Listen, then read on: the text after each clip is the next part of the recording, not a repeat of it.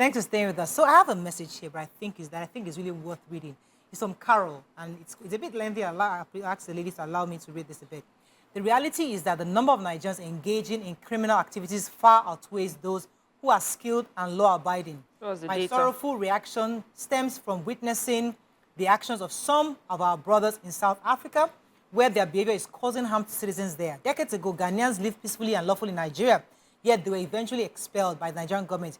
We Nigerians are often quick to remind South Africans of our support during their struggle against apartheid, but that goodwill cannot excuse the transgressions of our brothers living in South Africa. She said also, I watched week after week as South African parents wept on TV, grieving over their children who had fallen into grip of addiction in Johannesburg. Some of our compatriots were luring innocent kids into accommodations, turning them into addicts by selling drugs to them. Even the tragic death of Brenda Fassie was linked to the actions of our fellow Nigerians. Much is happening behind the scenes that many may not be aware of. Having lived in South Africa for 6 years, I have witnessed these realities. Furthermore, I'm almost done. Black South Africans are still grappling, so it's an agreement we talk about, with the scars left by the trauma of apartheid. Then almost abruptly, other Africans began to migrate into their country, often carrying a mindset mirroring their oppression. Their plan is palpable. Initially, they were naive and welcoming, but now Nigerians have taken advantage of this, committing crimes openly and brazenly before their very eyes. So this is somebody who has lived in South Africa and is seeing things from different perspectives. Yeah. I just want one question to be answered. Where is the graph, statistics, data that proves that all Nigerians are the importers of the drugs? Yes. How many Nigerians are in their prisons for having, trafficked drugs to South Africa? Where is the data? Okay, so I saw a documentary that way. I'd like to say I saw the documentary that I relied on use of drugs in their communities and how South Africans are, completely addicted. And that undercover did not finger one Nigerian as being the one selling the drug. Communities deal with drugs every day. In America, now we still carry drug go there.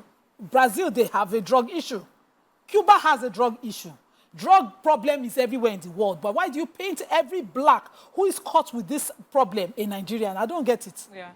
So for me, the truth is, if you find a Nigerian who is dealing in drugs, prosecute him, lock him up, whatever the law it is in your country to deal with drug traffickers or whatever, handle them like that. But I'm yet to see, I would like to see data to show that the large number of Nigerians are the ones involved in this. What if it exists? No, they should. They would like to see it.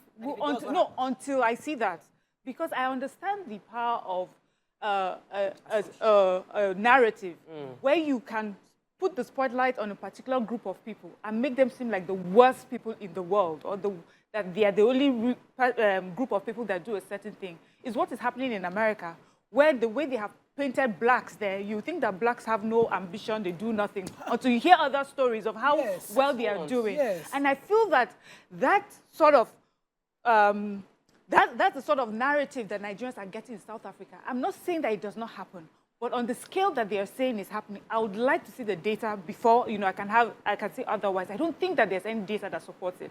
I have always listened to South African news. They are known for all sorts of crimes. I mean, one of their biggest music stars was killed by South Africans themselves on the streets. People are afraid to walk the streets of Johannesburg because they say they will mug you, they will steal from you, they will shoot you, they kill you, they do all sorts of things. And yet, when we talk about South Africans, we don't talk about them as criminals. We know that there are criminals that are in South Africa, but we don't call all of them criminals. Yeah. Do you understand? We understand that there are people are people, and we give them that sort of grace. After all, we will say if South Africans are criminals, let our country not even do any sort of business with them. This is a country of criminals. And I feel that they're doing us deliberate disservice by making Nigerians seem like they are bad people. They did that to Chidinma. So the effect of this narrative is you take a young girl who has always been South African and has, is about to achieve something, but because she's Nigerian and because of the stories that you have heard of Nigerians, you did not say her father is a drug dealer. You didn't say she's a drug dealer. Her mother is not a drug dealer. But you are willing to disrupt that girl's success. Thank God that, her fate They was are not not in their gods. hands. Thank God they are not You know, gods. because of stories like this. So when we give out these stories, please, let's use data and let's be sure before we call a group of people the reason why a whole country has drug issues. Let me take Walter. He's back. Thanks for calling. You're live. Walter from Anambra, you're live. Good morning. Good morning, sir. Go ahead, please. Great all of you in the studio. I'm just watching your program now. Thank you, sir. Thank you. Good. The other, I'm calling from Retorts precisely. One of you was talking about to educate Africans, for Africans to believe in Africanism, and for Africa to build their market just like the US, the Canada, the UK. Now, you see, the problem in Africa is not just from the Africans, but from our colonial masters. The West are the problem in Africa. And the AU failed to unite Africa as one body and as one people. The Europe cannot hate themselves because they are all white. But here in Africa, this one is Nigeria, this one is Ghana, this one is Cameroon, this one is Central African Republic, this one is Burkina Faso. We are all Africa. Patrice Lumumba came up. Nkwame Nkrumah of Ghana came up. The West killed him. Lastly, Gaddafi of Libya said Africa should stop banking their money in Europe. The West killed Gaddafi, and today Libya is in crisis. Gaddafi said, show me where I will build African Central Bank. Even you in that studio, you can go there and collect loans. I can carry my goods from Marutuku to Tripoli and sell and return the next day. So the problem of Africa is from the West. They are creating confusion in our midst. They want us to be killing ourselves so that they can be selling their arms. Chad, All right. Senegal pursued France last week. They asked France to leave. Thank you very much. Okay, so I want to first disagree. I want to disagree a bit with the caller, and I also want to disagree with the lack of data. So earlier this year, from around second quarter of this year, a lot of social media publicity went out for people that like to travel. I follow a lot of Nigerian travel bloggers, and they started talking about Vietnam as a destination for tourism as opposed to destination just for business. And the pictures were beautiful, videos were nice. Plenty of people went there until I now decided that I want to go there for Christmas. And I tried to apply for visa, and from October, they blacklisted Nigerians. Between 2 quarters, the data shows that over 50% of Nigerians that went there did not return. The crime rate went up. Vietnam? Vietnam. Kilo one, Vietnam. As at last week, buy clothes and hair from As Vietnam. last week, I had to call Honorable Abikeda Biriyerewa that about 2 weeks ago that I've bought tickets. I want to go to Vietnam. What's so difficult? Why is it so ridiculous? Like, they closed the platform for Nigerians to apply for visa. In just 2 quarters, Nigerians, now they too try. Now extra. Nigerians are extra in everything. Mrs. Abike went to the embassy in Abuja, had a conversation with the ambassador, did a 3-way call with me. She had data of the number of visa they issued and what the Nigerians they gave visa were doing over there. In South Africa?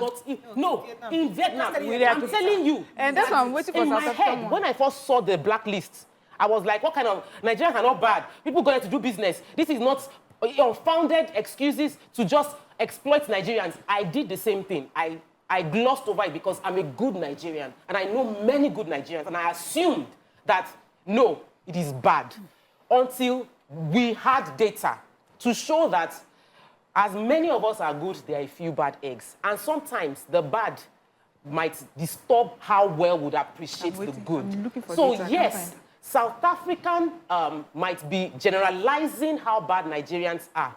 But even Nigerians, we too try. Let us work on ourselves. Then I want to talk about the caller, but let me let you take your call. Thanks for calling, Titi. You're live. Good morning. Good morning. I like the way you guys are discussing this. In Africa, We need unity to progress. And then Africa will remain the way we are until Nigeria, we are waking up now, until we get to where we're supposed to be. But we need the other Africans to join us. They see us as competitors anywhere we go. In everything, whether good thing or bad thing, Nigerians are smarter than them. And if you have ever been beaten by dogs, when you see another dog coming, you run away. Because of what they already had in their mentality. They are believing that any foreigner that comes to their country will treat them the way the whites are treating them. I'm opportunity to do a program here in the university. If you see the way the university authorities are handling foreigners, you will be surprised. They are treating them better than home. To show us how large-handed Nigerians are. But South Africa needs to change their mentality. And the problem that we're having at Africa is history has been killed. Even Nigeria is affecting us.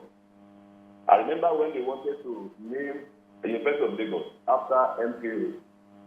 The young guys that never knew what MKO did to everybody. They were carrying placards, putting everything on the internet.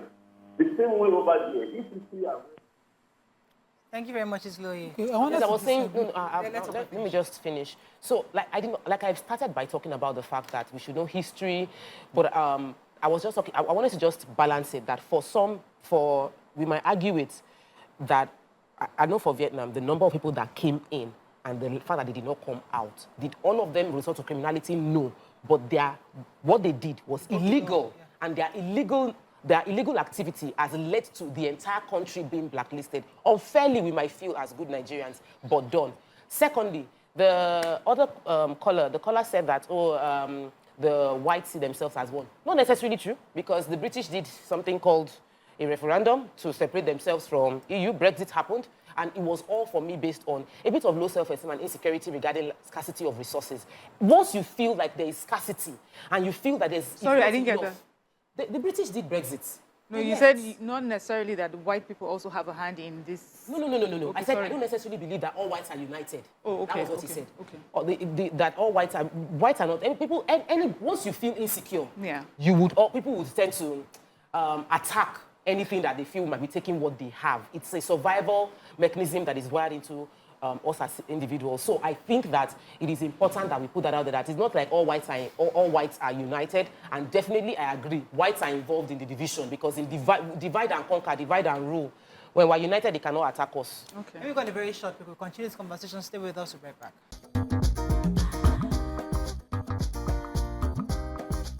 Stay tuned. Your View will be right back.